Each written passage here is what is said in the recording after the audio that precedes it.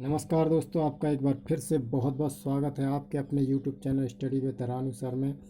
आज के इस वीडियो में हम कवर करने वाले हैं अध्याय 3 जो है दृष्टि पब्लिकेशन बुक का जो भूगोल है, जो भारत का भूगोल है, उसका हम अध्याय नंबर 3 को कवर करने वाले हैं।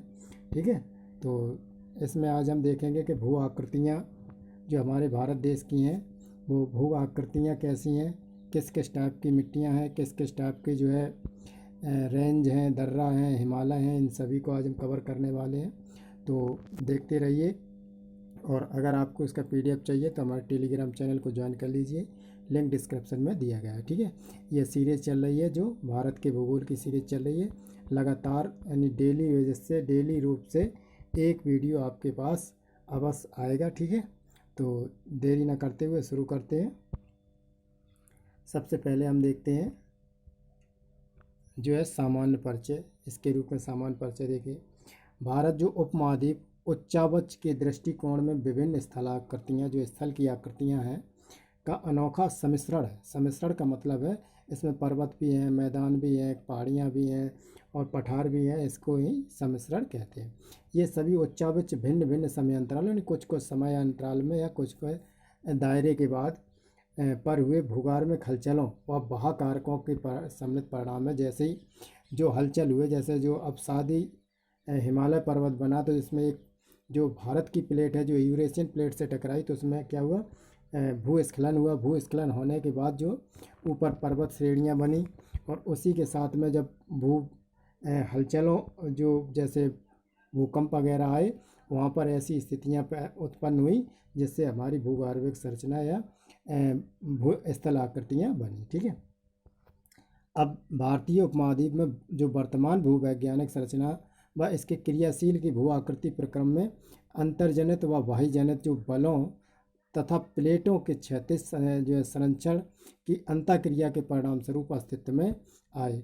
भूवैज्ञानिक संरचना व सेल समूह की भिन्नता के आधार पर भारत को 3 भूखंडों में विभाजित किया गया है। ठीक है, भौतिक लक्षणों के आधार पर। अब हम आगे देखते हैं कौन कौन से हैं। प्रायद्वीपीय खंड। प्रायद्वीपीय खंड कौन है? जो समुद्र से घिरा हुआ। ठीक है, जो यहाँ गुजरात से लेकर के और पश्चिम बंगाल यानी बंगाल की खाड़ी तक, ये कौन सा है? प्रायद्वीपीय भारत है। ठीक है, अब आगे देखते हैं।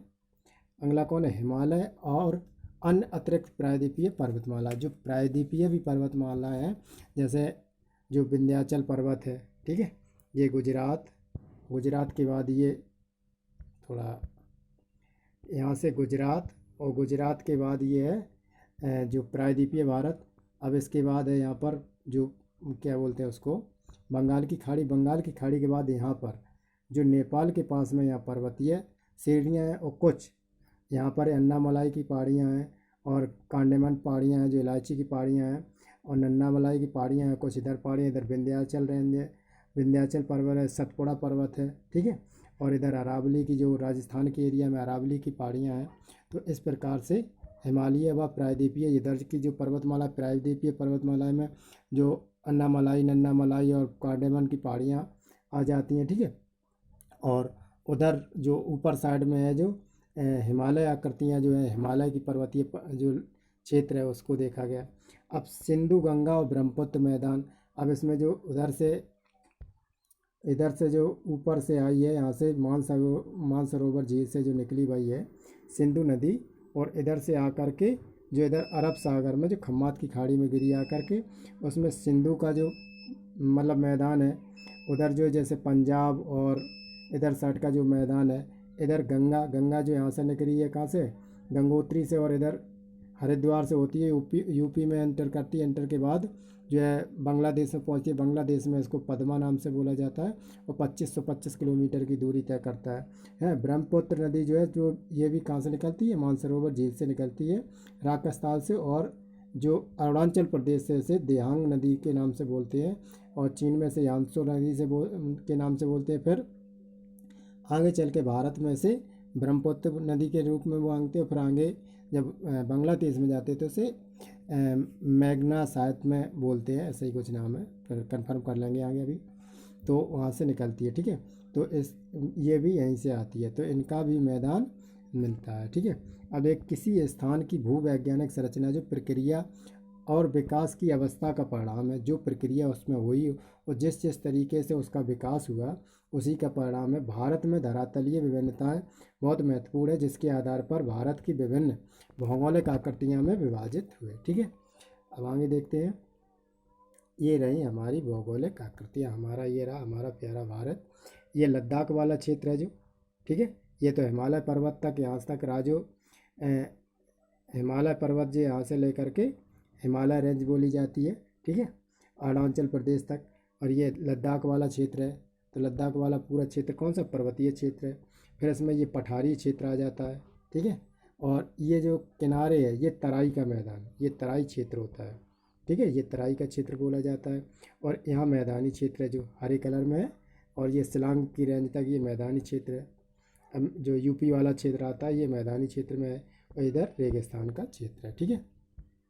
जिसमें दिखाया गया है जो 1 नंबर पर है उत्तरी तथा उत्तर पूर्वी हिमालय। ये कौन सा है, उत्तर पूर्वी हिमालय है, जो ये ट्रांस हिमालय का हिस्सा है, ठीक है।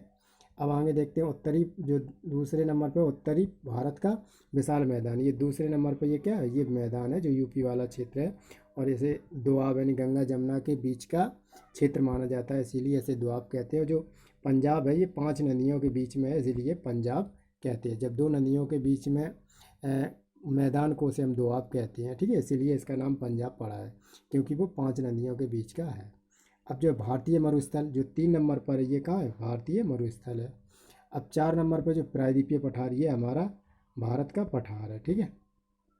अब जो 5 नंबर का ये क्या है, तटीय मैदान, इसको तराई का क्षेत्र बोलते हैं, इसको तटीय मैदान बोलते हैं। अब इसमें कौन, भारत के द्वीप समूह जो 6 नंबर पर दिए गए हैं वो देख लेते हैं। द्वीप समूह, ठीक है, जो भारत के द्वीप समूह है, ठीक है। अब आगे देखते हैं। नंबर 1 उत्तरी तथा उत्तर पूर्वी हिमालय। फिर है उत्तरी भारत का विशाल मैदान, और भारतीय मरुस्थल, और प्रायद्वीपीय पठार, और तटीय मैदान, और भारत के जो द्वीप समूह है, ठीक है। अब आगे इसको देखते हैं, एक एक करके समझ लेते हैं। सबसे पहले देखते हैं जो उत्तरी पूर्वी मैदान है, उत्तरी पूर्वी हिमालय, ठीक है, जो ऊपर की नॉर्थ ईस्टर्न जो हिमालय रेंज है उसको देखते हैं। यह उत्तर पश्चिम में जम्मू कश्मीर से लेकर पूर्व में अरुणाचल प्रदेश, जो जम्मू कश्मीर है, जो लद्दाख से नीचे जम्मू कश्मीर है, जम्मू कश्मीर से लेकर जो अरुणाचल प्रदेश तक लगभग 2500 किलोमीटर की लंबाई में फैला हुआ है, ठीक है। इसकी लंबाई कितनी है, 2500 किलोमीटर। इसकी जो है रचना हुई थी कौन से, टर्सियस काल में, या इसे अल्पाइन भूसंचलन के कारण हुआ था। इसे अल्पाइन काल या आल्पस श्रेणी या अल्पाइन श्रेणी भी बोलते हैं। अब पूर्व की जो अपेक्षा जो पश्चिमी भाग अधिक चौड़ा है, जो पूर्व है, पूर्व ऊपर की साइड है जो उत्तर पूर्वी, और पीछे की साइड जो यूपी वाला है जो नेपाल से लगा हुआ है और यूपी किनारे, ये कौन सा है, पश्चिमी भाग है। पश्चिमी क्षेत्र कौन सा है, पश्चिमी क्षेत्र अधिक चौड़ा है, ठीक है, लगभग 400 किलोमीटर तथा पूर्व में 160 किलोमीटर तक चौड़ा है। इसका जो प्रमुख कारण है पूर्व में अपसारी सीमांत पर दबाव बल के अधिक होना। जो पूर्व है, पूर्व में चौड़ाई कब है, क्योंकि वहाँ पर दबाव एकदम चोटीदार है, तो चोटीदार कब बनी, जब उसमें दबाव हुआ, दबाव ज़्यादा पड़ने के कारण। और इधर जो है जो ग्रेट हिमालय है, ग्रेट हिमालय में क्या हुआ, ग्रेट हिमालय की लगातार श्रेणियाँ, मतलब जो पर्वत श्रृंखलाएँ मिलेंगी, लेकिन उसके बाद है जो लघु हिमालय, ठीक है, लघु हिमालय में थोड़े छोटे छोटे, फिर शिवालय हिमालय में बहुत छोटी छोटी रेंज के रूप में मिलेगा, इन टुकड़ों के रूप में टूटा हुआ मिलेगा। अब आगे देखते हैं।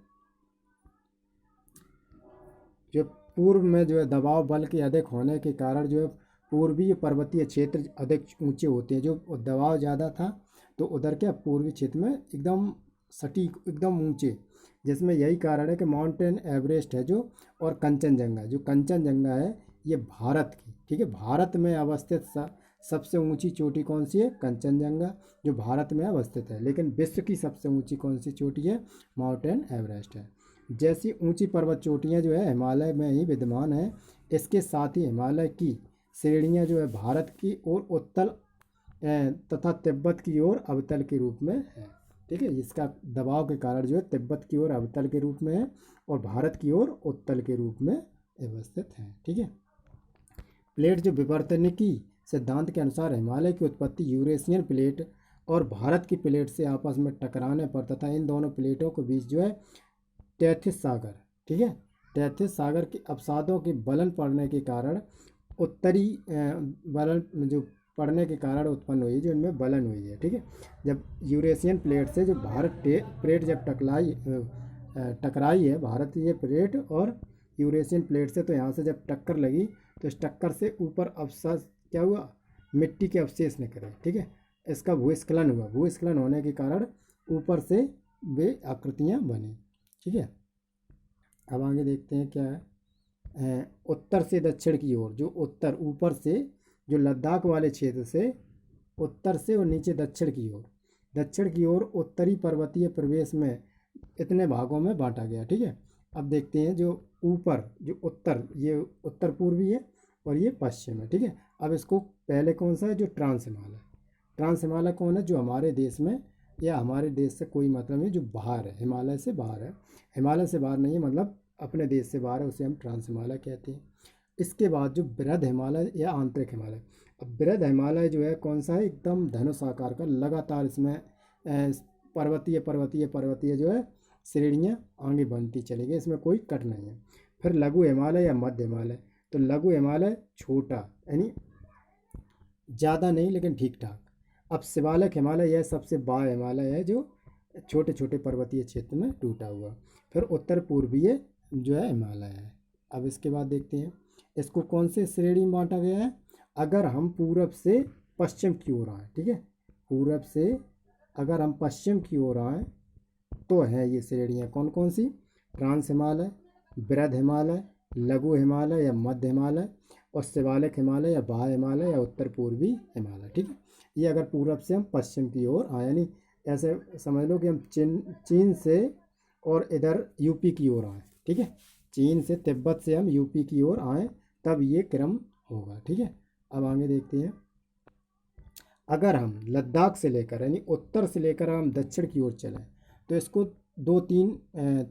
तीन चार भागों में बांटा गया है, जो नदियों के हिसाब से बांटा है। जो सिडनी बोरार्ड थे, इन्होंने नदियों के नदी घाटी के अनुसार इन्होंने बांटा है, ठीक है। जो पहला दिया है वो सिंधु नदी से और इधर जो सतलज नदी के बीच, फिर सतलज नदी से और इधर एक घग्गर नदी तक, घग्गर नदी से तिस्ता नदी के रूप में और तिस्ता नदी से ब्रह्मपुत्र नदी के रूप में नदियों के अनुसार बांटा गया, ठीक है। अब इसमें क्या है, पंजाब हिमालय, पंजाब हिमालय कौन सा क्षेत्र है, जो सिंधु और सतलज नदी के बीच की जो 560 किलोमीटर की दूरी है। जैसे कश्मीर हिमालय, इसमें हिमाचल प्रदेश का हिमालय, काराकोरम, लद्दाख, पीर पंजाल, जास्कर, धौलाधर श्रेणी इसी में है, कौन से में, पंजाब हिमालय की श्रेणी में, ठीक है, ध्यान रखना। अब इसमें कुमायूं हिमालय, ठीक है, कुमायूं के क्षेत्र में जो सतलज नदी से जो काली नदी के बीच में है, ठीक है, ये काली नदी हम भूल गए थे तो अब याद है, इसमें कुमायूं हिमालय जो है काली नदी से, यानी पहले सिंधु नदी से सतलज नदी के बीच, अब सतलज नदी से काली नदी के बीच, ठीक है। अब काली नदी से फिर तिस्ता नदी के बीच, ठीक है। अब तिस्ता नदी से ब्रह्मपुत्र या दियांग नदी के बीच, इस टाइप में से बांटा गया है। तो कुमायूं हिमालय कहाँ तक है, जो सतलज नदी से काली नदी के बीच का जो 320 किलोमीटर का है, जिसमें भागीरथी, यमुना का उद्गम है और नंदा देवी चोटी पर्वत की श्रृंखला में सबसे ऊंची चोटी, जो कुमायूं हिमालय की सबसे ऊंची चोटी है वो कौन सी है, नंदा देवी चोटी है, ठीक है।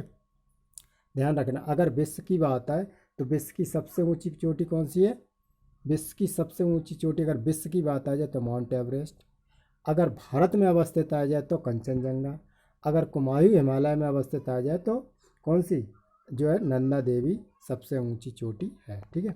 अब नेपाल हिमालय की बात करो तो नेपाल हिमालय कहाँ है, काली नदी से जो तिस्ता नदी के बीच का क्षेत्र है उसे हम क्या लंबाई के अनुसार 800 किलोमीटर है, जिसमें माउंट एवरेस्ट और कंचनजंगा, धौलागिरी, मकालू पर्वत श्रेणियाँ स्थित है।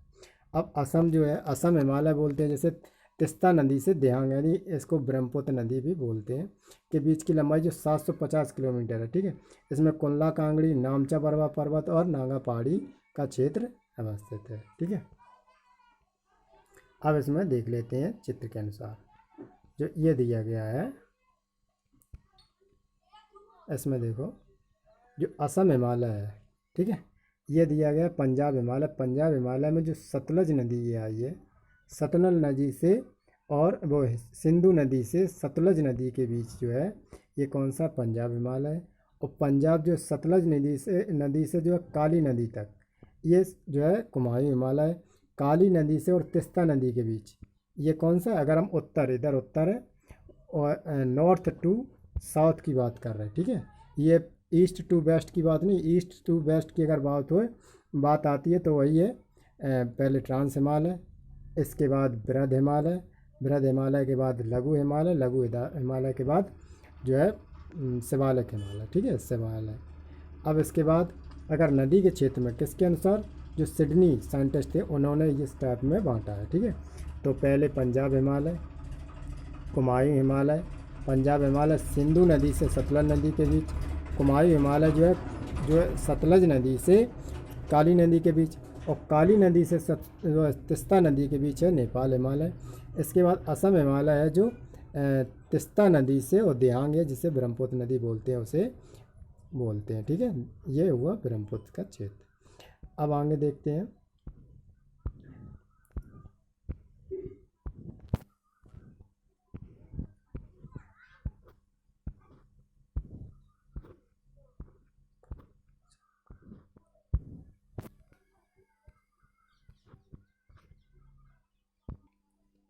अब हम इन सब के क्रम को देखते हैं। जो पहले नंबर है ऊपर से, अब हम पूर्व से पश्चिम की ओर चल रहे हैं, जो है ट्रांस हिमालय या परा हिमालय। परा हिमालय का मतलब है हमारे इधर से देश में नहीं है, ये बाहर है। तो यह महान हिमालय या बृहद हिमालय के उत्तर में स्थित है, ठीक है। उत्तर मतलब उस साइड, तिब्बत साइड। इस श्रेणी का अधिकांश भाग तिब्बत में होने के कारण इसे तिब्बतियन हिमालय भी कहा जाता है। इसके अंतर्गत जो है काराकोरम श्रेणी, लद्दाख श्रेणी, जास्कर श्रेणी, कैलाश आदि पर्वत श्रेणियाँ हैं जो इसमें ही स्थित हैं। इस भाग में वनस्पतियों का अभाव है क्योंकि यह बहुत ऊंचा क्षेत्र है, ठीक है। अब आगे देखते हैं ट्रांस हिमालय का निर्माण। अब हिमालय से भी पहले हो चुका था, जो ट्रांस हिमालय है इस हिमालय से भी पहले हो चुका था। इसकी सबसे ऊंची चोटी जो कौन सी है, Godwin Austen, K2 Godwin Austen, ठीक है, जो लद्दाख की श्रेणी के पास में स्थित है। इसको हम पूर्णतः भारत की नहीं बोल सकते, ठीक है। जो K2 गॉडविन ऑस्टिन है जो काराकोरम श्रेणी में इसीलिए काराकोरम से K2 बना, ठीक है। तो अब देखते हैं K2 8,611 मीटर की ऊंचाई पे है। अब जो भारत की सबसे ऊंची एवं विश्व की सबसे दूसरी ऊंची चोटी काराकोरम पर्वत श्रेणी में स्थित है, ठीक है। अब इसमें कुछ जो बात है जो अभी मैंने कहा है कि इसे हम पूर्णतया भारत की नहीं बोल सकते। अब क्यों नहीं बोल सकते इसका भी हम कारण आपको बताते हैं। लेकिन अगर आपके अनुसार है, ये यूपीएससी के अनुसार अगर बात है तो इसको हम पूर्णतया भारत के मतलब क्षेत्र में नहीं बोल सकते। हाँ, अगर इसकी बात जो आ जाए अदर एग्ज़ाम की, क्योंकि हमें यूपीएससी में कंसेप्ट के तहत चलना होता है, अगर अदर एग्ज़ाम में आ जाए तो ये भारत की सबसे ऊंची चोटी ही मान लिया जाता है, ठीक है। अब इसमें क्या है, जो लद्दाख वाला क्षेत्र है, ये लद्दाख वाला जो क्षेत्र है, इसमें हमारा जो भारत का जो अधिकृत शासन है, ठीक है, जो एडमिनिस्ट्रेटर है भारत का, वो कश्मीर के जो कन्याकुमारी, कश्मीर में जो इंदिरा कॉल पॉइंट है वहाँ तक है, ठीक है। इसके बाद ये अक्साई चीन, जैसे चीन अधिकृत किए है, और इधर पीओके लाइन है। पीओके मतलब होता है पावर, जो पाकिस्तान ऑक्यूपाइड कश्मीर, ठीक है। उस पीओके लाइन के बाद जो है हमारा जो भारत है वो कश्मीर से ही स्टार्ट होता है। इसमें है तो हमारा ही है, तो अपना ही भारत है, लेकिन इसमें क्या होता है, इसमें इधर पाकिस्तान कब्जा किए हुए, इधर चीन है, और एक ये हिस्सा है जो पाकिस्तान ने जो है चीन को अपना ये हिस्सा दे दिया, और जबकि पाकिस्तान का था नहीं। इसी बात पे विवाद है कि इसने क्यों दे दिया, ठीक है। तो आगे अब अगर आप जैसा समझना चाहें, अगर इस किताब से देखना चाहें, अगर आप थ्योरेटिकल जाना चाहें तो यही है कि वो जो भारत में है वो पूर्णतः ऑस्टिन नहीं है, K2 गॉडविन ऑस्टिन, लेकिन अगर आप मानना चाहें तो एग्ज़ाम के अनुसार मान सकते हैं, ठीक है। अब देखते हैं विश्व की सबसे तीव्र ढाल वाली चोटी। जो तीव्र ढाल वाली चोटी कौन सी है, तीव्र ढाल एकदम सटीक ऐसा, तो ये है राकापोसी, ठीक है। ये अब इसमें ट्रांस हिमालय की जो काराकोरम श्रेणी जो पश्चिम की ओर पमीर घाट, ठीक है, पश्चिम की ओर जो है पमीर घाट तथा पूरब की ओर कैलाश श्रेणी तक फैली हुई है, ठीक है। इसका नाम याद रखना क्योंकि ऐसे ही छोटे छोटे फैक्ट बहुत मुश्किल देते हैं। फैली है जिसमें विभिन्न ग्लेशियर का विकास हुआ, जैसे विश्व प्रसिद्ध सियाचिन और बाल्टेरो और व्यापो और स्पर ग्लेशियर जो विश्व में प्रसिद्ध है, ये सियाचिन ग्लेशियर। इन ग्लेशियर को भी नाम आप याद रखना। अब आगे देखते हैं जो ट्रांस हिमालय का काराकोरम श्रेणी को उच्च एशिया की रीढ़, ठीक है, काराकोरम श्रेणी को क्या, एशिया, एशिया की, विश्व की नहीं, जो एशिया महाद्वीप है उसकी ही श्रेणी कहा जाता है, ठीक है, उसकी ही रीढ़ कहा जाता है। अब देखते हैं ट्रांस हिमालय बृहद हिमालय से जो ITSJ मतलब इंडस टैंगो स्ट्रक्चर जोन से द्वारा अलग करता है। अब सिंधु नदी ट्रांस हिमालय के जास्कर और लद्दाख श्रेणी के बीच में बहती है। जो जास्कर श्रेणी और लद्दाख श्रेणी है वो उनके बीच में बहती है, और लद्दाख श्रेणी को बुंजी नामक स्थान पर काटकर भारत की सबसे गहरी गार्ज जो 5200 मीटर गहरी झील का निर्माण किया है, गहरी गार्ज बोलते हैं, ठीक है। अब देखते हैं बृहद हिमालय। अब बृहद हिमालय जो है, ठीक है, वो तो ट्रांस हिमालय था, ये ग्रेट हिमालय है। सदा बर्फ से ढके रहने के कारण बर्फीला हिमालय या हिमाद्री के नाम से भी जाना जाता है ऐसे, ठीक है, जो महान हिमालय है बृहद हिमालय है। इसका विस्तार पश्चिम में सिंधु नदी से गॉर्ज से लेकर, सिंधु नदी के गॉर्ज से लेकर अरुणाचल प्रदेश के नामचा वर्मा पर्वत तक इसका विस्तार है, ठीक है, ये बृहद हिमालय है। अब हिमालय की जो रचना है वो समांतर बरह श्रेणी के से हुई है, जिसमें बृहद जो है हिमालय सबसे प्राचीनतम श्रेणी है। अब इसकी संरचना कौन सी है, इस प्रकार की है, धनुष के आकार की, इस टाइप की, ठीक है। ये जो है नामचा वर्मा पर्वत है, ये अरुणाचल प्रदेश में इधर किनारे, और इधर कौन सा है जो गॉर्ज बोलते हैं ये है, ठीक है। अब इसको आगे देखते हैं क्या है, जो बलय है, मतलब बलय घूमी हुई है। अब इसमें क्या है, बृहद हिमालय लघु हिमालय से जो MCT यानी मेन सेंट्रल ट्रस्ट द्वारा अलग होता है। इसकी औसत ऊंचाई 6100 मीटर, ठीक है, औसत एवरेज ऊंचाई है, मतलब कुछ ज़्यादा होंगी, कुछ कम होंगी, कुछ 300 मीटर, कोई 800 मीटर, तो इस तरीके से उनका जो एवरेज निकालते हैं उस एवरेज के अनुसार इसकी एवरेज ऊंचाई है 6100 मीटर। विश्व की सर्वाधिक ऊंची चोटियां इसी पर्वत श्रृंखला में स्थित है, जैसे माउंटेन एवरेस्ट, जिसे नेपाल में सागर माथा के नाम से जानते हैं, इसकी सबसे ऊंची चोटी है। अब जो बृहद हिमालय में पाई जाने वाली प्रमुख पर्वत चोटियों के क्रम निम्नलिखित हैं, वो आगे देखते हैं। अब देखते हैं बृहद हिमालय की श्रेणी, ठीक है, वो ट्रांस हिमालय की थी, K2 गार्डमन ऑस्टिन, ठीक है, ये ध्यान रखना। इसमें कौन सा, लद्दाख जास्कर श्रेणी और लद्दाख श्रेणी वो ट्रांस हिमालय में। अब हम बृहद हिमालय की बात करते हैं। माउंट एवरेस्ट 8848 किलोमीटर, मतलब मीटर, 8848 यानी 8.848 मीटर मान लो, ठीक है, 84 मीटर, वो किलोमीटर 8.84 8 मीटर वो किलोमीटर, और 8848 मीटर। अब कंचनजंगा है जो कौन सी है, 8598, ठीक है। मकालू कौन सी, 8481। धौलगिरी 8172 मीटर। नंगा पर्वत 8126 मीटर। अन्नपूर्णा कितना है, 8078 मीटर, ठीक है। अब आगे देखते हैं।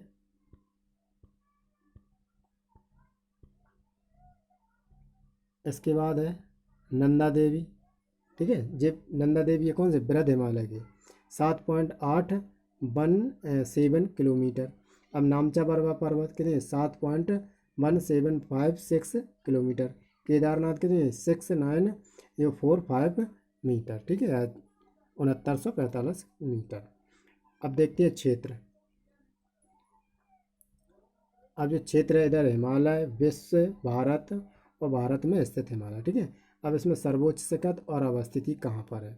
अब देखिए जो हिमालय है सबसे ऊंचा सर्वोच्च शिखर कौन सा है, माउंटेन एवरेस्ट, जो नेपाल और तिब्बत में स्थित है। अब विश्व का जो सबसे ऊंचा है वो माउंटेन एवरेस्ट है, वो नेपाल और तिब्बत में स्थित है। अब भारत में जो दूसरे नंबर भारत में सबसे ऊंची है वो कौन सी, K2 गार्डमन ऑस्टिन, जो पाक अधिकृत कश्मीर में है, ठीक है। हमने कहा था जो पाक अधिकृत कश्मीर में है। इसमें पूर्णतया जो एडमिनिस्ट्रेटर है वो भारत का नहीं है, पीओके के क्षेत्र में है। ठीक है, जो अभी हमने बात बताई थी वही है। और यूपीएससी वाले लड़के को या स्टूडेंट को उसको तो ये बात जाननी बहुत ज़रूरी है। ठीक है, अब देखते हैं भारत स्थिति जो है, भारत में स्थिति का हिमालय क्या है, जो कंचनजंगा ये पूर्णतः भारत में अवस्थित है, जो सिक्किम और नेपाल की सीमा पर स्थित है। ठीक है, सिक्किम और नेपाल की सीमा पर स्थित है। अब आगे देखते हैं, बृहद हिमालय के पूर्वी भाग में पश्चिम की अपेक्षा अधिक ऊंचाई है। ठीक है, बृहद हिमालय में जो पश्चिम वाले क्षेत्र से जो पूर्वी क्षेत्र में अधिक पश्चिम की अपेक्षा अधिक ऊंचाई है, बर्फ़ में पाई जाती है, अधिक ऊंचाई पर बर्फ़ पाई जाती है। ठीक है, पूर्वी भाग में जो अधिक ऊंचाई के कारण बर्फ़ में ज़्यादा पाई जाती है। अब बृहद हिमालय का पर्वतीय ढाल जो उत्तर की ओर मंद तथा दक्षिण की ओर तीव्र है। ठीक है, उत्तर की ओर तो मंद धीरे धीरे धीरे, लेकिन दक्षिण की ओर एकदम तीव्र है, क्योंकि दक्षिण से ही वो ऑस्ट्रेलियन प्लेट टकराई थी। इसका प्रमुख कारण है इंडो ऑस्ट्रेलियन प्लेट के द्वारा लगाया जाने वाला अभिसारी बल। ठीक है, अब देखते हैं, बृहद हिमालय के मध्यवर्ती भाग में गंगा यमुना उनकी सहायक नदियाँ का उद्गम होता है। ठीक है, इस पर्वत श्रेणी को काटकर बहने वाली जो नदियाँ हैं वो सिंधु, ब्रह्मपुत्र, अलकनंदा जो पूर्ववर्ती नदियों का एक अच्छा उदाहरण है। ठीक है, अब आगे देखते हैं लघु हिमालय। ठीक है, अब लघु हिमालय का है, इसका विस्तार जो बृहद हिमालय के दक्षिण मतलब पीछे की साइड में तिब्बत से इधर साइड को चले हैं हम हिमालय के। अभी हमने नदियों के रूप में देख लिया, लेकिन अब हम देख रहे हैं तिब्बत से नेपाल की साइड में। ठीक है, इसीलिए है जो है लघु हिमालय या मध्य हिमालय। यह श्रेणी लगभग 50 किलोमीटर चौड़ी है तथा इसकी 300 मीटर से 4500 मीटर औसतन ऊंचाई है, जबकि बृहद हिमालय कितनी थी 6100 मीटर। ठीक है, इसकी जो उत्तर में MCT यानी मेन सेंट्रल थ्रस्ट और दक्षिण में MBF मतलब मेन बाउंड्री फ्लैट संरचना पाई जाती है।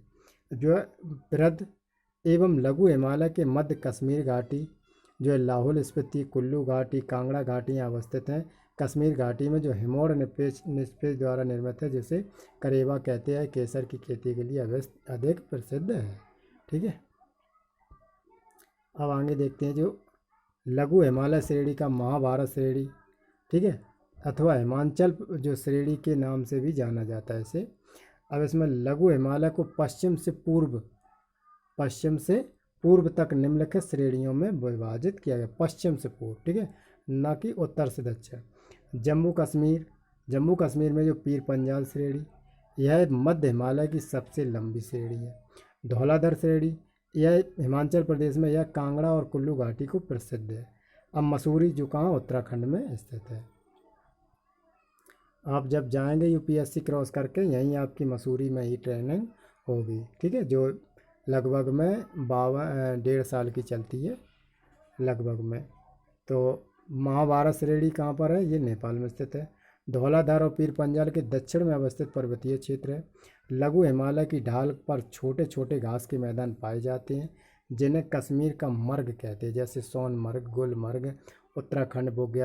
उत्तराखंड में से बुग्याल या प्यार कहा जाता है। ठीक है, तो क्योंकि आगे जो बृहद हिमालय था उसकी ऊंचाई अधिक होने के कारण ऊंचाई में कोई वनस्पति नहीं उगती है, इसलिए वनस्पतियाँ जितनी हरे घास हैं, पेड़ पौधा हैं, वो सिर्फ मध्य हिमालय और लघु हिमालय में ही, मध्य हिमालय और शिवालिक हिमालय में ही स्थित है। ठीक है, इसलिए इसमें घूमने वाली जो जैसे नैनीताल, मसूरी, चकराता और रानीखेत, दार्जिलिंग आदि अवस्थित है, जो पर्यटक लोग घूमने आते हैं। ठीक है, अब लघु हिमालय तथा शिवालिक श्रेणी के मध्य जो है भारत के प्रसिद्ध जो है स्वस्थवर्धक पर्यटक स्थल है, जैसे शिमला, मसूरी, चकराता, नैनीताल, रानीखेत, दार्जिलिंग आदि स्थित है। लघु हिमालय और महान हिमालय के बीच काठमांडू घाटी स्थित है। ठीक है, जो नेपाल की राजधानी है काठमांडू, उसके ही कुछ रिलेटेड में है जो काठमांडू घाटी। अब शिवालिक और बहा हिमालय जो सबसे बाहरी हिमालय की सबसे दक्षिण की जो श्रेणी है, जो ऊपर से इधर शिवालिक के नाम से विख्यात है। हिमालय की अन्य श्रेणियाँ की तुलना में शिवालिक श्रेणियाँ कम ऊंची हैं। हिमालय पर्वत से निकलने वाली नदियाँ द्वारा लाए गए अवसादों और निक्षेपण एवं उनमें से बलन पड़ने से शिवालिक की उत्पत्ति हुई है। इसलिए इसकी औसतन ऊंचाई 600 से 1500 मीटर सबसे कम कि इसके साथ हिमालय की नवीनतम पर्वत श्रृंखला है। देखिए क्या हुआ, जब वो पर्वत श्रेणियाँ बन गई, ठीक है, पर्वत श्रेणियाँ बन गई तो पर्वत श्रेणियाँ जो बृहद हिमालय की उस पर बर्फ़ जमी। अब बर्फ़ जमने के बाद वो गर्मियों में बर्फ़ जब CO2 विसर्जन होता है तो वो बर्फ़ से जल निकला।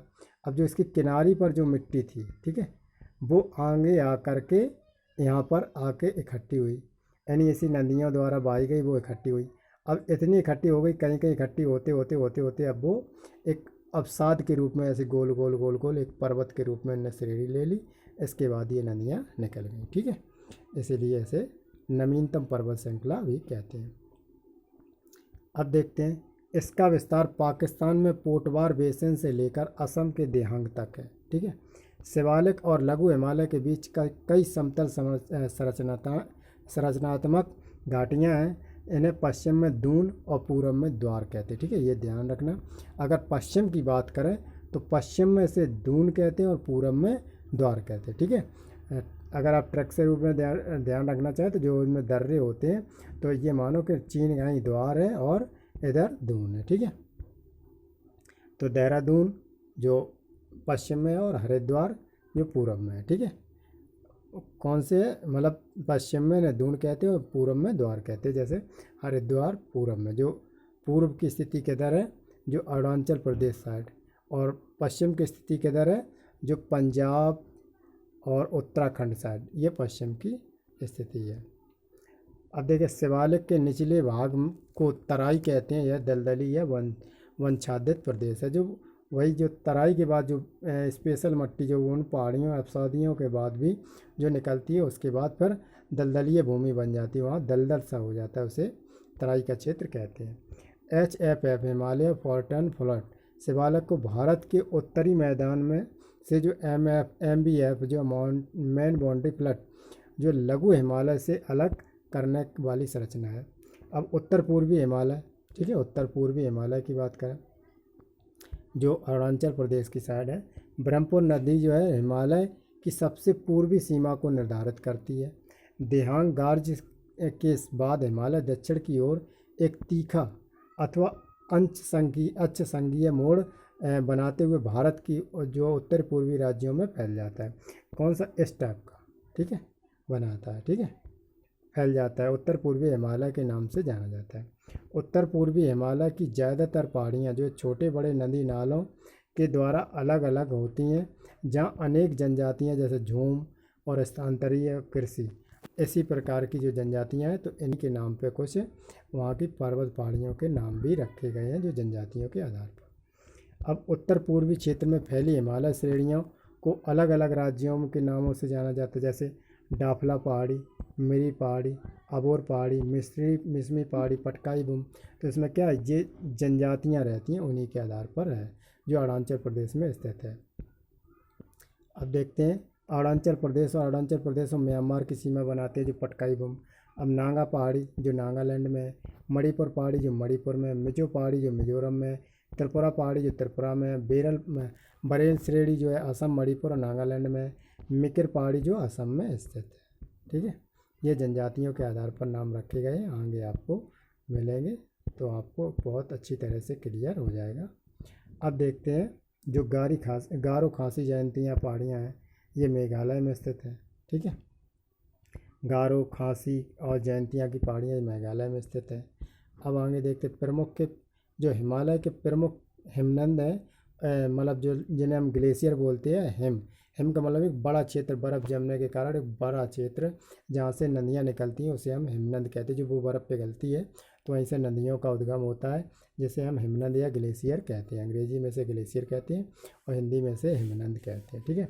सबसे बड़ा, ठीक है, लंबाई किलोमीटर में देखें जो है सियाचिन जो काराकोरम श्रेणी में अवस्थित है, जो 76 ठीक है, 68 नहीं 76 किलोमीटर तक की लंबाई में फैला हुआ है, ठीक है। फिर सासैनी या सासायनी जो 68 किलोमीटर की रेंज में फैला हुआ है, जो काराकोरम श्रेणी में स्थित है। अब हिस्पर 61 किलोमीटर की रेंज में है, जो काराकोरम श्रेणी में स्थित है। अब बियाफो 62 किलोमीटर की स्थिति में है, जो काराकोरम श्रेणी में स्थित है, ठीक है, ये ट्रांस हिमालय का हिस्सा है। अब देखते हैं वाल्टरो।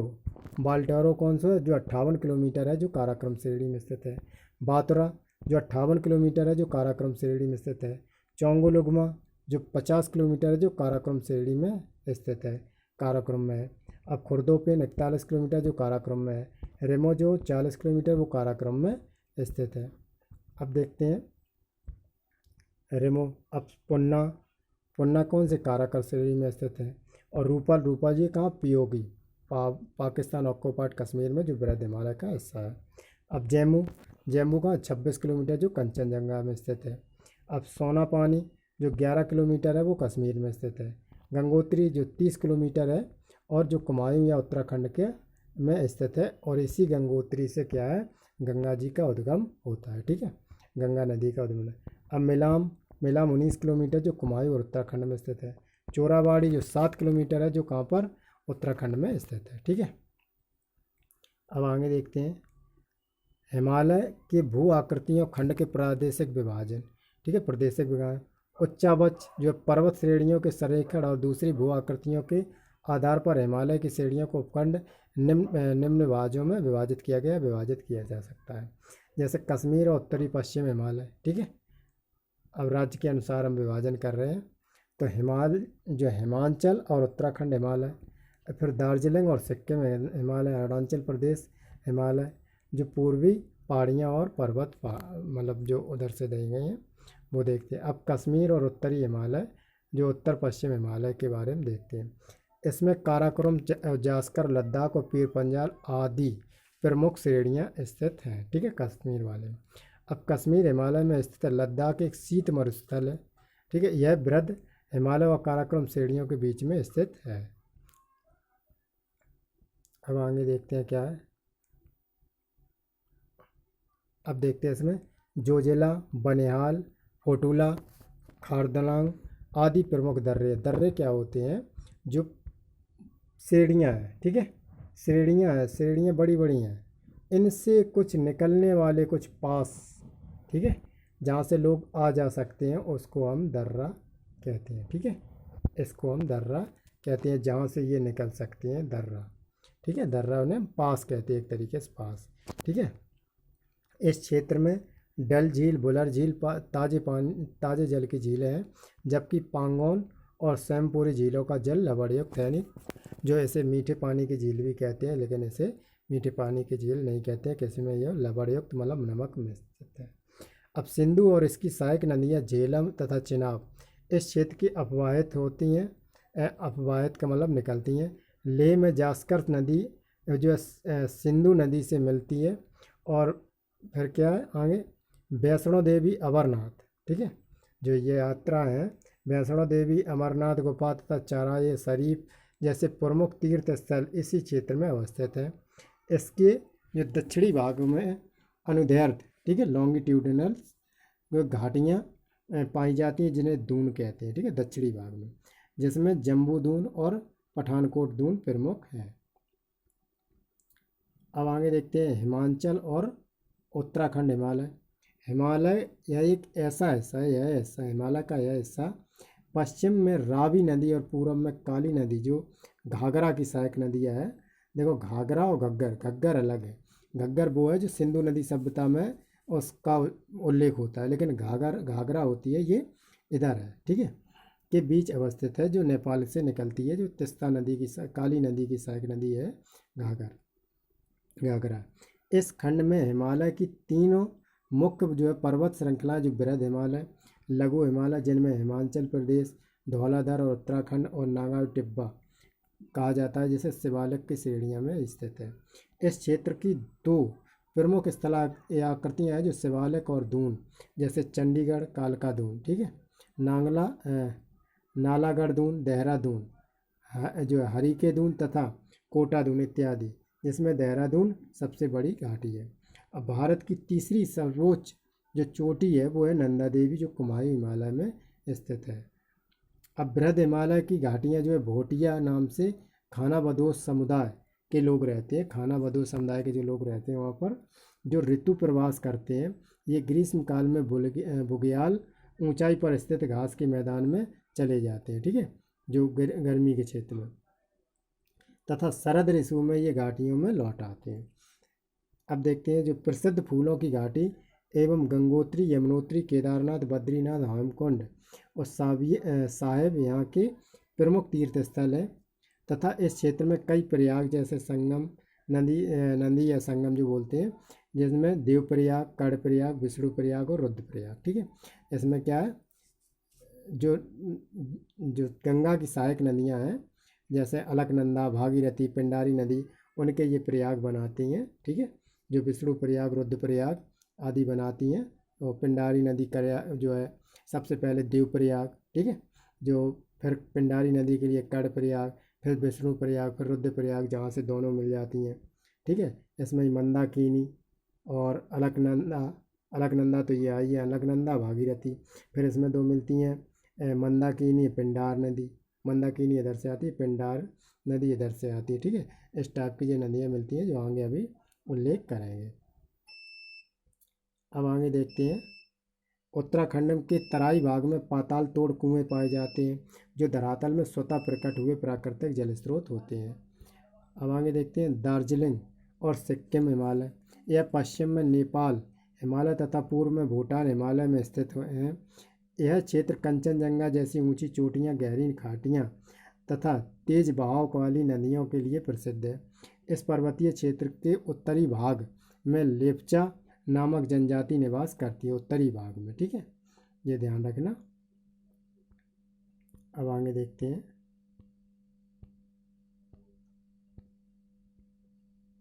और दक्षिणी भाग में क्या है, दक्षिणी भाग में विशेषता दार्जिलिंग हिमालय में नेपाली, बंगाली तथा मध्य भारत में की जनजातियों का मिश्रण पाया जाता है। यहाँ पर जो शिवालिक की पहाड़ियाँ नहीं हैं, परंतु उनके स्थान पर द्वार स्थलाकृतियाँ पाई जाती हैं जिनका प्रयोग चाय बागानों के लिए होता है, ठीक है। अब आगे देखते हैं, अरुणाचल प्रदेश, अरुणाचल हिमालय, ठीक है। तो यह क्षेत्र पश्चिम में भूटान हिमालय जो है हिमालय से लेकर पूर्व में दिफू दर्रे तक, ठीक है, फैला हुआ है। नामचा बरवा पर्वत और कांगतो इसकी दो प्रमुख नदियां हैं। अब इस क्षेत्र में जो बहुत सी जनजातियां निवास करती हैं जिनमें मोनपा, डफला, अबोर, मिसमी, निसी और नंगा प्रमुख हैं। जो भी हमने बताई थी, जो पहाड़ियाँ के नाम है, जो जनजातियों के आधार पर पहाड़ियों के नाम रखे गए, जैसे मोनपा पहाड़ी, डफला पहाड़ी, अबोर पहाड़ी, मिसमी पहाड़ी, ऋषि पहाड़ी, नागा पहाड़ी। तो या पहाड़ियों के नाम याद कर लो या जनजातियों के नाम याद कर लो, वो एक ही है, ठीक है। तो उन जनजातियों के जैसे नागालैंड में नागा जनजाति, तो नागालैंड पहाड़ी। तो इस प्रकार से अधिकांश जनजातियां झूम कृषि करती हैं। अब झूम कृषि क्या होती हैं, जो एक बार उन्होंने कृषि खेत कर दिया, ठीक है, अब जब तक उसमें उपजाऊ चीज़ें रहीं तब तक तो वे उसमें फसल उगाते रहे। अब जब उसमें उपजाऊ जान गए कि लवण की मात्रा बढ़ गई और उसमें उपजाऊ काम जो है मात्रा कम हो गई है, तो उसके लिए फिर 2-3 साल के लिए उसे छोड़ देते हैं और नई खेती फिर तैयार करते हैं और वहाँ पर फिर फसल करते हैं। यही झूम खेती का मतलब है, ठीक है। इन्हें स्थानांतरित अथवा स्लैश के वर्ण कृषि भी कहा जाता है, जो स्थानांतरण कर देते हैं। अब देखते हैं पूर्वी पहाड़ियाँ और पर्वत। ये हिमालय के सुदूर पूर्व में अरुणाचल प्रदेश, जो अरुणाचल हिमालय के दक्षिण में स्थित पहाड़ियाँ एवं पर्वत हैं जिनकी दिशा उत्तर से दक्षिण की ओर, मतलब ऊपर से नीचे की ओर, जो है उत्तर में ये पटकाई बुम, नागा पहाड़ियाँ, मणिपुर पहाड़ियाँ, और दक्षिण में मिजो और लुसाई पहाड़ियाँ के नाम से प्रसिद्ध है। यहाँ के पहाड़ी इलाके में रहने वाली जनजातियाँ जो झूम तथा स्थानांतरित कृषि करती हैं, ठीक है, जो अभी हमने बताया था। जो यहाँ प्रवाहित होने वाली जो बराक नदी मणिपुर और जो मिजोरम की मुख्य नदी है, मणिपुर घाटी के मध्य लोकटक झील, ठीक है, स्थित है और यह चारों ओर से पहाड़ियों से घिरी हुई है। अब देखते हैं जो है मिजोरम, जिसे मोलेसिस बेसिन भी कहा जाता है और कोमल तथा असंगठित चट्टानों से निर्मित है, ठीक है। अब इसके रूप में देख लेते हैं, जो ये फिगर बनाया गया है इसमें दिया गया है, जो कश्मीर हिमालय इधर है, हिमाचल और जो है हिमाचल और उत्तराखंड हिमालय ये है, ठीक है। ये नदी के हिसाब से नहीं बांटा गया है, ठीक है, ये पहाड़ियों के हिसाब से है। ये नेपाल हिमालय है, ये दार्जिलिंग और सिक्किम हिमालय और अरुणाचल प्रदेश वाला हिमालय जो यहाँ पर पूर्वी पहाड़ियाँ तक यहाँ पर विस्तृत है, ठीक है। अब आगे देखते हैं,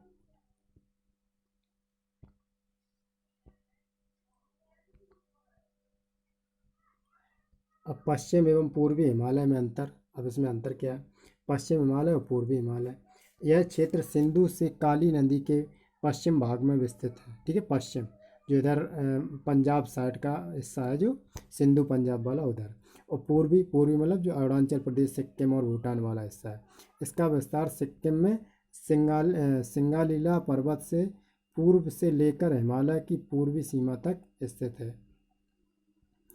अब देखते हैं पश्चिम हिमालय क्षेत्र जो है पछुआ विक्षोभ सर्दियों में अधिक वर्षा प्राप्त करते हैं।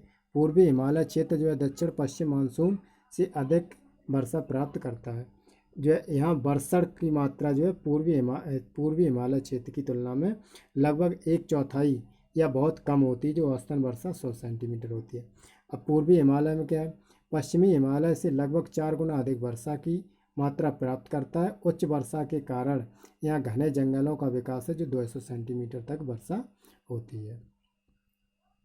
अब देखते हैं पश्चिमी हिमालय प्रदेश में जैव विविधता तुलनात्मक रूप से कम पाई जाती है, जबकि यह क्षेत्र जो अपनी जैव विविधता के जो कारण प्रसिद्ध है। यहाँ के जैव विविधता हॉट स्पॉट भी कहा जाता है। स्थायी हिमावरण की निम्नतम सीमा एवं ट्री लाइन का ऊंचाई मान पूर्वी हिमालय में तुलना में कम है। जो पूर्वी हिमालय हिमरेखा जो है स्नो लाइन की जो है निम्नतम सीमा और ट्री लाइन की ऊंचाई पश्चिम हिमालय की तुलना में अधिक है।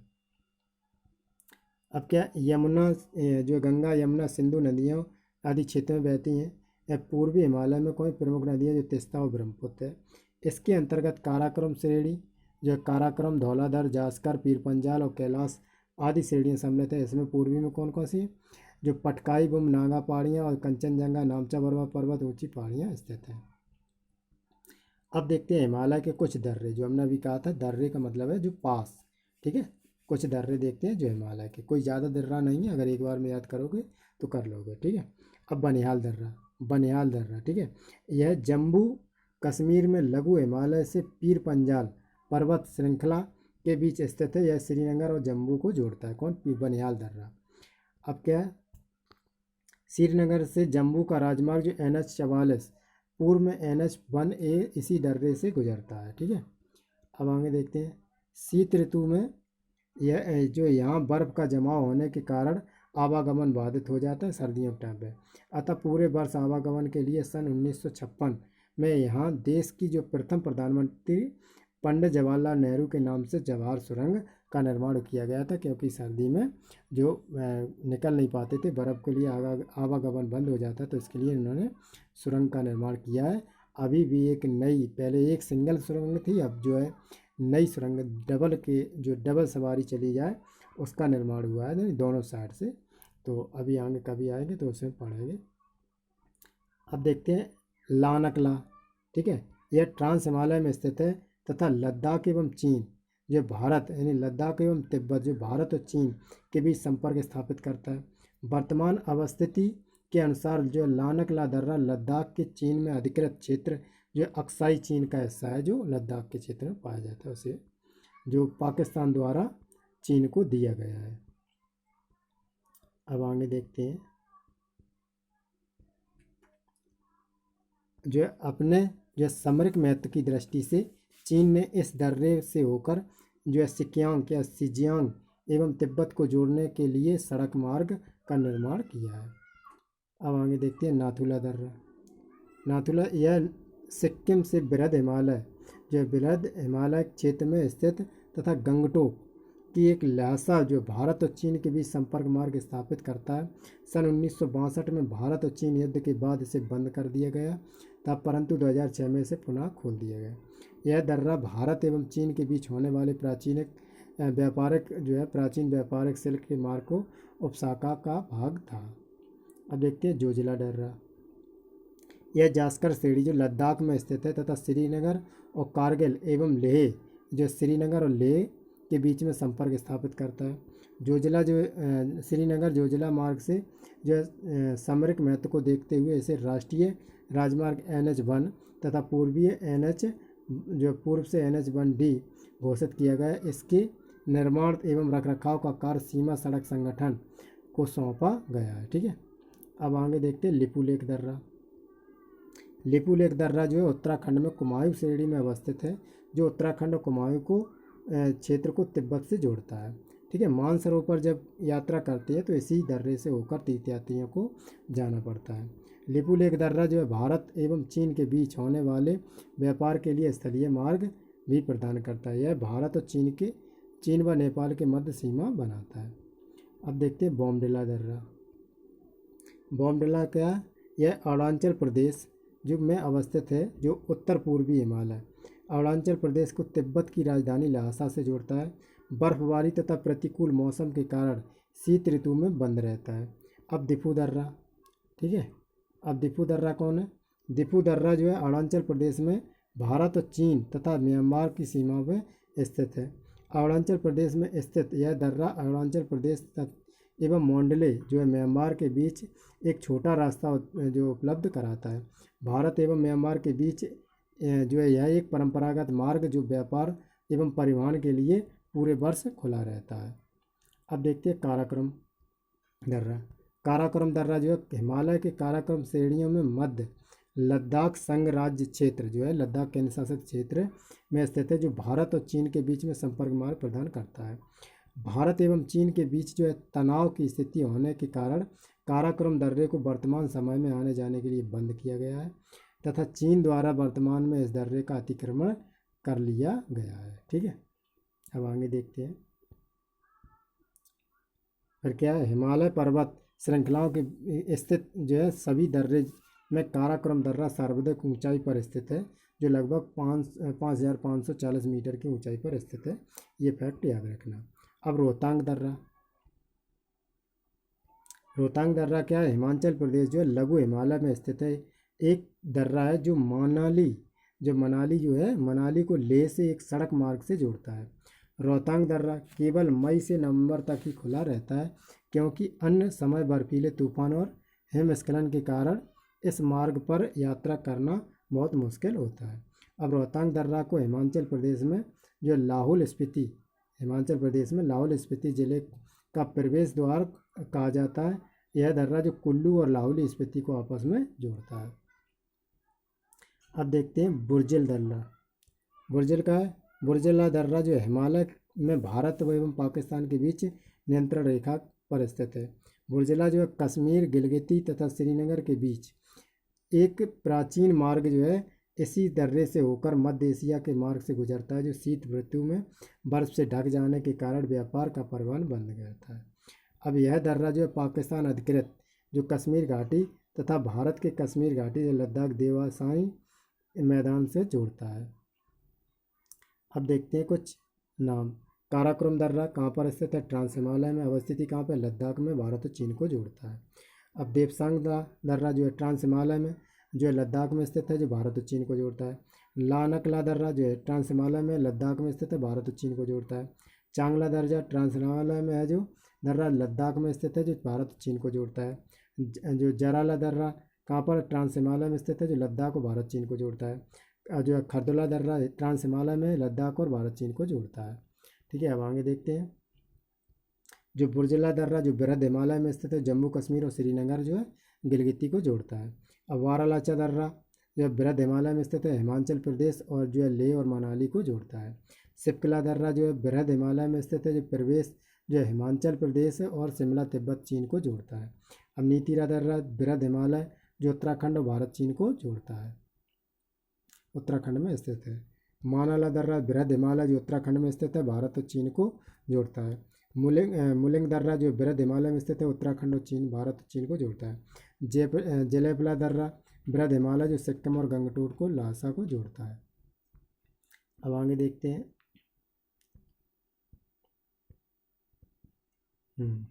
अब इसमें देखो पीर पंजाल दर्रा जो लघु हिमालय में स्थित है, जो जम्मू कश्मीर और जम्मू को कश्मीर से जोड़ता है। बनिहाल दर्रा जो लघु हिमालय में हिमालय प्रदेश में स्थित है, जो जम्मू कश्मीर में अवस्थित है, जो जम्मू और श्रीनगर को जोड़ता है। रोहतांग दर्रा हिमालय जो लघु हिमालय में स्थित है, हिमाचल प्रदेश में, जो मनाली और लेह को जोड़ता है। अब बॉमडिला दर्रा क्या है? उत्तर पूर्वी हिमालय में स्थित है, जो अरुणाचल प्रदेश में, जो अरुणाचल प्रदेश और ल्हासा यानी भारत और तिब्बत को जोड़ता है। अब दिफू दर्रा उत्तरी पूर्वी हिमालय प्रदेश में स्थित है, जो अरुणाचल प्रदेश में स्थित है, जो उत्तर पूर्वी हिमालय में स्थित है, अरुणाचल प्रदेश और म्यांमार को जोड़ता है। अब जो पांग साउ जो है उत्तर पूर्वी हिमालय प्रदेश है, जो अरुणाचल प्रदेश को में स्थित है, अरुणाचल प्रदेश और म्यांमार को जोड़ता है। तुजू दर्रा जो उत्तर प्रदेश जो पूर्वी हिमालय में स्थित है, जो मणिपुर और म्यांमार को जोड़ता है।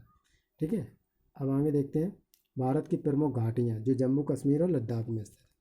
अब घाटी जो मरखा घाटी जो लद्दाख की प्रसिद्ध घाटी है, जो हेमस राष्ट्रीय उद्यान हेतु मार्ग उपलब्ध कराती है। कश्मीर घाटी महान हिमालय व पीर पंजाल श्रेणियों के मध्य अवस्थित बनिहाल दर्रे तथा जम्मू से जुड़ी हुई एक रचना के समान समन्वित में हुई है। ठीक है, अब देखते हैं नुब्रा घाटी सियाचिन हिमसद से निकलने वाली नुब्रा घाटी जो नुब्रा नदी द्वारा निर्मित है। सुरु घाटी इसका कारगिल कस्बे के लिए काफ़ी महत्व है। ठीक है, गलवान घाटी यह गलवान नदी द्वारा निर्मित घाटी जो लद्दाख को वास्तविक नियंत्रण रेखा जो LAC है, ठीक है, के समीप अवस्थित है। अब आगे देखते हैं हिमाचल प्रदेश में किन्नौर घाटी है, जो यह घाटी हिमाचल प्रदेश के पूर्वी भाग में स्थित है, जो तिब्बत की सीमा के समीप यह हिमाचल प्रदेश व अंतिम गांव जो चिटकुल को मार्ग प्रदान करता है। पर्वतीय घाटी हिमाचल प्रदेश के कुल्लू की स्थिति है घाटी जो हिंदू जो है सिख तीर्थयात्रियों को मणिकरण शहर जाने के लिए मार्ग प्रदान करता है। ठीक है, मणिकरण जो गर्म पानी के फव्वारे के लिए प्रसिद्ध है।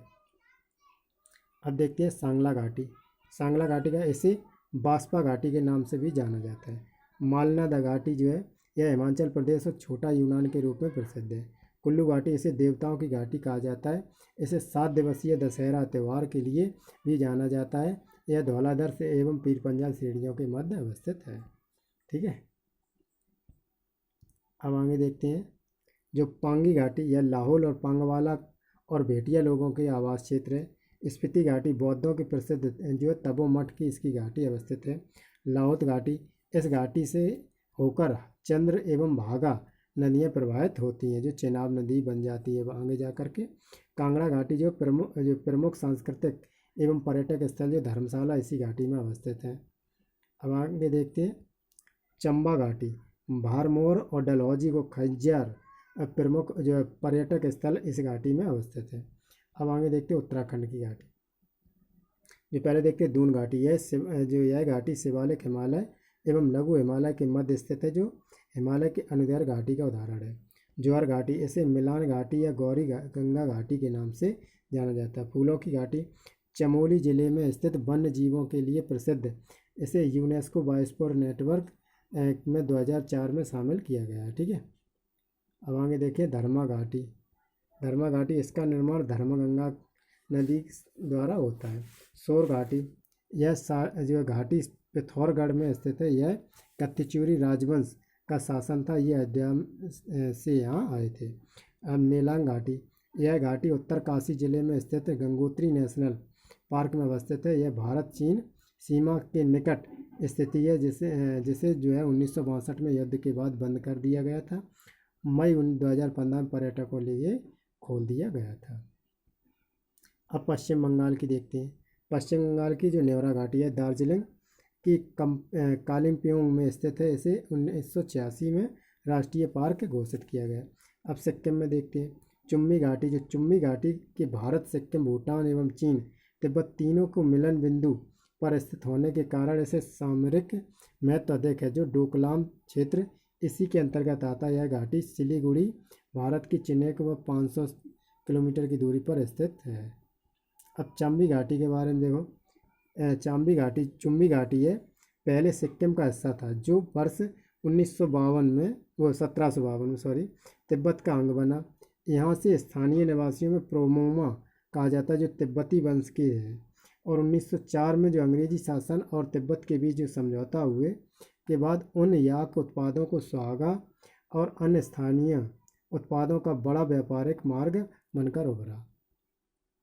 अब देखते हैं क्या है यूथांग घाटी, जो हॉट स्प्रिंग के लिए प्रसिद्ध यूथांग घाटी है, जो रेडोड्रेजन ठीक है झाड़ियों व अन्य वनस्पतियों को प्रजातियों से ढकी हुई है। ठीक है, अब आगे देखते हैं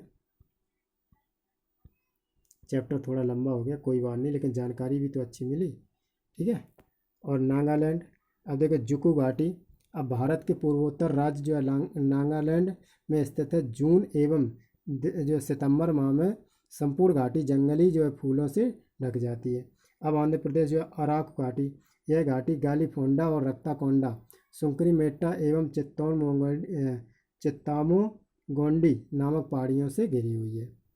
अब जो तमिलनाडु, अब जो कम्बन घाटी, यह थिक्काड़ी और बरुसना यदुको और जो है कोडाई कनाल पहाड़ियों से घिरी हुई है। अब शांत घाटी जैसे साइलेंट वैली भी कहते हैं।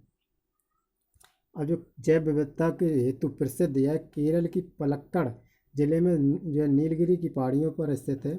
और 1847 में शोध हेतु रॉबर्ट वाइट यहाँ आने वाले प्रथम अंग्रेज ने कुंती नदी यहाँ पर वन क्षेत्र में उद्गमित होती है। ठीक है। अब देखते हैं आगे, उत्तरी भारत का विशाल मैदान। ठीक है। उत्तर भारत का जो विशाल मैदान है, मैदान का निर्माण मुख्यतः सिंधु, गंगा और ब्रह्मपुत्र नदी, ठीक है, ब्रह्मपुत्र यानी तीनों नदी तथा इनके सहायक जो नदियाँ द्वारा लाए गए अवसादों के निक्षेपण से हुआ था। इन्हें गंगा और ब्रह्मपुत्र का मैदान भी कहते हैं। अब देखते हैं, यह मैदान पश्चिम में सिंधु नदी के से लेकर पूर्व में ब्रह्मपुत्र नदी तक फैला हुआ है। यह एक समतल मैदान है तथा इसके उच्चावच में बहुत कम अंतर है। यह मैदान पूर्व से पश्चिम तक लगभग 3200 किलोमीटर लंबा और जो लगभग 150 और 300 किलोमीटर चौड़ा है। इस मैदान का समुद्री तल से ऊंचाई जो 50 से 150 मीटर तक की, इस क्षेत्र में उपजाऊ मिट्टी और उपयुक्त जलवायु, पर्याप्त जलापूर्ति कृषि कार्य के लिए विकास बहुत सहायक है। ठीक है। अब देखते हैं, उत्तरी मैदान का उच्चावच जो है भौतिक लक्षणों के आधार पर 5 महत्वपूर्ण भागों में विभाजित किया गया। भांवर, तराई, बांगर, खादर और डेल्टा। ठीक है। जो खादर होती है वो नई मिट्टी होती है और जो बांगर होती है वही मिट्टी जो जलोढ़ मिट्टी है वो पुरानी हो जाती है तो उसे बांगर कह जाते हैं।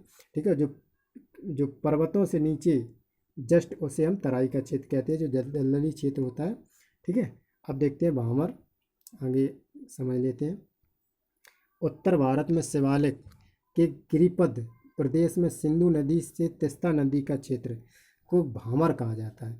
यह भूभाग हिमालयी नदियों द्वारा लाए गए पत्थर और कंकड़ बजरी के जमाव के कारण से बना होता है। कौन सा? भांवर। ठीक है।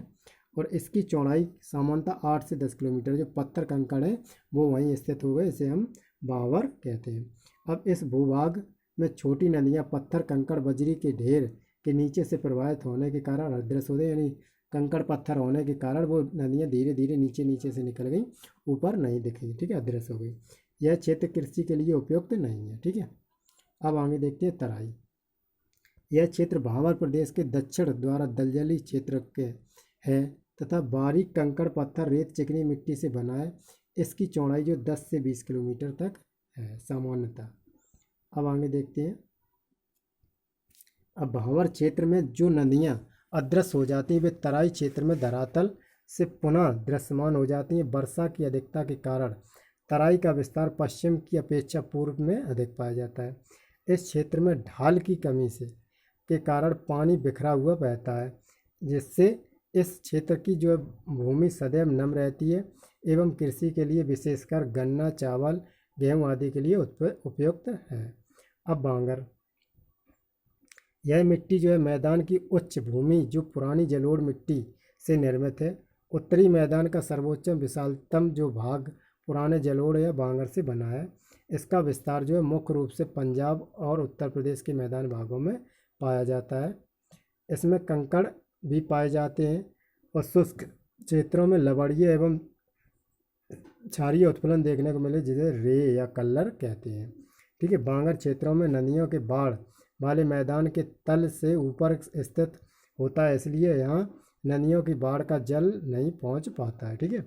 यह जो क्षेत्र है कृषि कार्य के लिए कम उपयोगी होता है। इसमें एवं उसमें भूमिगत जल स्तर की गहराई अधिक होती है। ठीक है। अब आगे देखते हैं। बांगर प्रदेश में अपक्षय के कारण भूमि के ऊपर की मुलायम मिट्टी नष्ट हो गई और वहाँ पर कंकरीली भूमि मिलती है, ऐसी भूमि को भूड़ कहते हैं। ठीक है। अब आगे देखते हैं खादर। यह जो क्या उत्तरी भाग में मैदान की निचली भूमि है जो नवीन जलोढ़ मिट्टी द्वारा निर्मित है, जो नई जलोढ़ मिट्टी है, इसमें काप मिट्टी भी पाई जाती है। इसका विस्तार पूर्वी उत्तर प्रदेश, बिहार, पश्चिम बंगाल में स्थित है। खादर क्षेत्र में जो नदियों के निचले हिस्से में स्थित होती हैं, जिसे इस पर बाढ़ का जो जलोढ़ यानी ज़्यादातर बाढ़ की जो नई परत जम जाती है, जो बाढ़ आती रहती है, थोड़ा निचला भाग होता है। यह क्षेत्र कृषि कार्य के लिए बहुत उपयोगी होता है। जो भूमिगत स्थल जो है, जो जल का भूमिगत जल है, उसका स्तर ऊंचा होता है। खादर भूमि की मृदा में चीपा की अधिकता होती है, जो इसी नमी के कारण क्षमता प्रदान करता है। अब इसके बाद यह जो क्षेत्र है मिट्टी, चावल, गेहूँ, गन्ना, दलहन, तिलहन आदि के लिए बहुत प्रमुख क्षेत्र है। अब देखते हैं डेल्टा। डेल्टा क्या है? जो डेल्टा का निर्माण कहाँ पर होता है? जहाँ नदियाँ समुद्र से या उससे गिरती हैं, जो जैसे बंगाल की खाड़ी में मिलती है, जो ब्रह्मपुत्र और गंगा नदी और ब्रह्मपुत्र नदी, जमुना नदी जो मिलकर गिरी जाए, तो वहाँ पर डेल्टा का निर्माण किया है। यह खादर मैदान का ही बहुत बड़ा भाग है।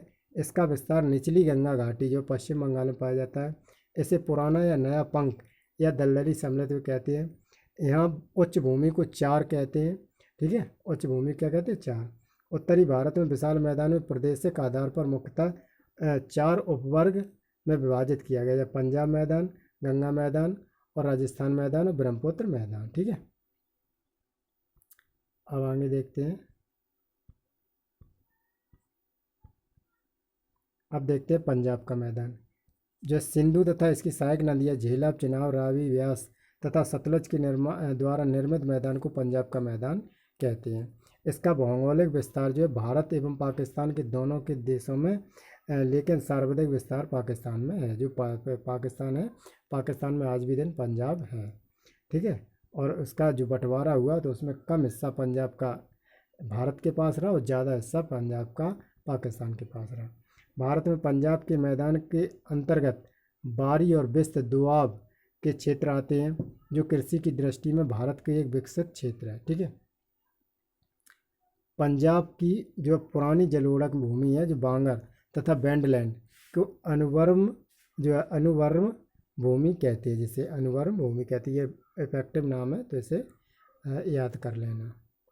अब देखते हैं पंजाब के जो पर्वतीय मैदान में नदियों के द्वारा अपर्दन में निर्मित जो चौस और चोस कहते हैं। ऐसे प्रकार जो चोस होशियारपुर जिले में सर्वाधिक पाए जाते हैं। दो मैदान होते हैं, चोस और चौस। अब दोआब। दोआब कौन कौन से होते हैं? दो नदियों के बीच का जो क्षेत्र होता है उसे दोआब कहते हैं। जैसे बिस्त दोआब, ये ब्यास और सतलज के बीच है। बारी दोआब, ये ब्यास और रावी के बीच है। रचना दोआब, ये रावी और चेनाब के बीच है। चच दोआब चेनाब और झेलम के बीच है। सिंधु सागर दोआब जो है वो झेलम और चेनाब के सिंधु नदी के बीच में है। अब देखते हैं गंगा का मैदान। बहुत अच्छे तरीके से समझाया गया है इसमें। गंगा का मैदान, ऊपरी गंगा का मैदान, मध्य गंगा का मैदान और निम्न गंगा का मैदान। अब ऊपरी गंगा के मैदान में कौन है? रुहेलखंड का मैदान और अवध का मैदान। अब जो मैदान है मध्य गंगा का मैदान, जो पूर्वी उत्तर प्रदेश मैदान और बिहार का मैदान, और इसमें निम्न गंगा को पश्चिम बंगाल का मैदान। ठीक है, अब आगे देखते हैं। जो बिहार का मैदान है वो कौन से हिसाब में तीन भागों में बांटा गया? जो सारण का मैदान, मगध का मैदान और मिथिला का मैदान। इसका विस्तार उत्तर प्रदेश, बिहार और पश्चिम बंगाल तक है। गंगा तथा उसकी सहायक नदियों द्वारा निर्मित मैदान को मुख्यतः तीन मैदानी प्रदेश में सीमांत किया गया है, जैसे ऊपरी गंगा मैदान, मध्य गंगा मैदान और निम्न गंगा मैदान। अब गंगा के मैदान की रचना एक अग्रगत यानी फोरडीप में हुई। ठीक है, जब प्रायद्वीपीय भूखंड में हिमालय के दक्षिणी प्रसार को रोका तो हिमालय के उच्च बलनों के समक्ष एक जो है अग्रगत निर्मित हो गया, जो धीरे धीरे हिमालय के से निकलने वाली नदियों के द्वारा लाए गए अवसादों से भर गया। ठीक है, बहुत लंबा पाठ है। ठीक है, अब इसको देखते हैं। गया जिसके अंततः गंगा के विशाल मैदान का निर्माण हुआ। अब गंगा के मैदान में पूर्व से पश्चिम की ओर जाने पर बंगाल की खाड़ी की शाखा के द्वारा होने वाली वर्षा समुद्र में जो है समुद्र से दूरी बढ़ने के कारण नमी आ जाती है। ठीक है, अब जैसे कहते हैं मध्य गंगा का मैदान, यह जो बाढ़ से सर्वाधिक प्रभावित होता है। अब मध्य गंगा का मैदान जो है गोखुर झील जो ओवो ऑक्सबो लेक अधिक पाई जाती है, क्योंकि इस भाग में नदियाँ विसर्प के रूप में बहती हैं, विसर्प के रूप में सर्प के आकार की। अब देखते हैं इसमें गंगा के मैदान में यत्र तत्र गर्त पाए जाते हैं, जैसे पटना के निकट जल्ला और मोकाना के निकट टाल कहते हैं। ठीक है, पटना के निकट जल्ला और मोकामा के निकट टाल कहते हैं। पश्चिम बंगाल से जल से भरे ऐसे गर्तों को बील कहा जाता है। जलपाईगुड़ी और दार्जिलिंग जिले में पर्वतीय जो है तथा तराई के क्षेत्र को द्वार कहा जाता है। अब देखते हैं राजस्थान का मैदान। इसका विस्तार पश्चिम में अरावली जो अरावली पर्वत है से लेकर भारत पाकिस्तान जो की सीमा तक, उत्तर में पंजाब हरियाणा के मैदान तक, दक्षिण तथा में गुजरात तक विस्तृत है। राजस्थान का मैदान तथा केंद्रीय उच्च भूमि के बीच अरावली पर्वत में विभाजक रेखा का कार्य करता है। अब देखते 25 सेंटीमीटर समवर्षा जो है रेखा राजस्थान के मैदान और राजस्थान बांगर और थार मरुस्थल की विभाजक रेखा है। राजस्थान बांगर का उर्वरकीय जो भूमि है वो रोही कहते हैं। ठीक है, अब देखते हैं राजस्थान के मैदान में थार मरुस्थल खनिज तेल, जिप्सम और नमक के भंडार की दृष्टि से जो भारत का महत्वपूर्ण क्षेत्र है। यहाँ कृषि हेतु जल संसाधन के लिए इंदिरा गांधी नहर का विकास किया गया था। ठीक है, अब राजस्थान में जो राजस्थान के मैदान में सांवर झील भारत की सबसे बड़ी अंतःस्थलीय खारे पानी की झील है और लूनी झील इस मैदान की प्रमुख नदी है। जो लूनी है नदी झील नहीं है, लूनी झील वो है नदी है। इस क्षेत्र में पहाड़ियों से घिरे अभिकेंद्रीय अफवाह वाले विस्तृत समतल गर्त को वॉल्सन कहते हैं। ठीक है, और चौरस और प्रवाहित द्रोणी वाली क्षेत्र जो छोटी झीलों में प्लाया कहते हैं। ठीक है, अब देखते हैं सांवर झील। सांवर झील जो है बालसन का अच्छा उदाहरण है, जो डीडवाना और कुच्चामन और सारगोल और अन्य झीलों जो प्लाया के उदाहरण हैं। समस्त मरुस्थलीय जो प्रदेश में रेतीली टीले का वारखाए जो बरखान पाए जाते हैं और राजस्थान मैदान में एक बड़ा भाग बालुका स्तूपों से ढका होता है। अब आगे देखते हैं क्या है। ये देखो दिखाया गया, चित्र के अनुसार दिखाया गया। ये पाकिस्तान है, ये इधर है, ये राजस्थान है और यहाँ पर जो उत्तर प्रदेश मिडिल गंगा का मैदान प्लेन जो मिडिल प्लेन और जो गंगा का मैदान है, फिर अपर प्लेन और इधर लोअर प्लेन। ठीक है, अब देखते हैं आगे। यह जो है मैदान ब्रह्मपुत्र जो ब्रह्मपुत्र का मैदान है, ब्रह्मपुत्र एवं उनकी सहायक नदियों द्वारा अववाहित किया गया है। मैदान का सुदूर पूर्वी भाग है। मैदान का सामान्य ढाल जो पश्चिम जो दक्षिण पश्चिम की ओर बंगाल की खाड़ी की तरफ है और ढाल जो है प्रवणता के कम होने के कारण इस क्षेत्र में कई नदी द्वीप बन गए हैं, जैसे माजुली द्वीप बना है ढाल प्रवणता के कारण, जो कई बार एग्जाम में पूछा भी है।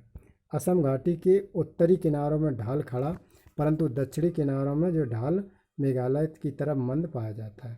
यह मैदान भारत की सबसे उपजाऊ मैदान में से एक है तथा यहाँ मुख्य रूप से चावल और पटसन की खेती होती है। जो ब्रह्मपुत्र मैदान के कुछ भागों में सहायक नदियों द्वारा निर्मित शंकुओं के निर्माण की प्रवाह जो मार्ग अवरुद्ध हो जाने के कारण गोखुर झील और बील झील और दलदल तथा तराई क्षेत्र बन गए। अब भारतीय इंडियन डिजर्ट मतलब भारतीय मरुस्थल 25 सेमी से वार्षिक वर्षा उससे कम वाले क्षेत्रों में मरुस्थल की श्रेणी में रखा गया, डिजर्ट की श्रेणी में रखा गया। अब भारत में अरावली पहाड़ियाँ हैं कि उत्तर पश्चिम तथा पश्चिम किनारे पर बालू के डिब्बों से ढका तथा एक तरंगती मरुस्थलीय मैदान है जिसे थार का मरुस्थल कहते हैं। ठीक है, अब देखते हैं जो थार के मरुस्थल का अधिकांश भाग राजस्थान में स्थित है, परंतु कुछ भाग पंजाब हरियाणा गुजरात प्रांत में भी फैला हुआ है। अब विश्व के मरुस्थलीय जो क्षेत्रों में सर्वाधिक जनघनत्व है वो थार मरुस्थल में ही पाया जाता है। ढाल के आधार पर जो थार के मरुस्थल मुख्यतः दो भागों में बांटा जा सकता है। एक उत्तरी भाग जिसका ढाल पाकिस्तान के सिंध प्रांत तक की ओर है और दक्षिणी भाग जिनका ढाल कच्छ के रण तक स्थित है। ठीक है, तो वीडियो लंबी होने के कारण दोस्तों अभी हम इसको स्टॉप देते हैं, बंद करते हैं। इसका हम दूसरा भाग बनाएंगे, क्योंकि आप लोगों को भी ज़्यादा अगर दिक्कत होती है, ज़्यादा लंबी वीडियो में दिक्कत होती है, हमें भी, आपको भी, हमें भी अपलोड करने में दिक्कत होती है। ठीक है, तो इसी के लिए अब ये वीडियो समाप्त करते हैं। इसका दूसरा भाग जो है हम कल बनाएंगे। नमस्कार। ओ क्यों रखा वीडियो।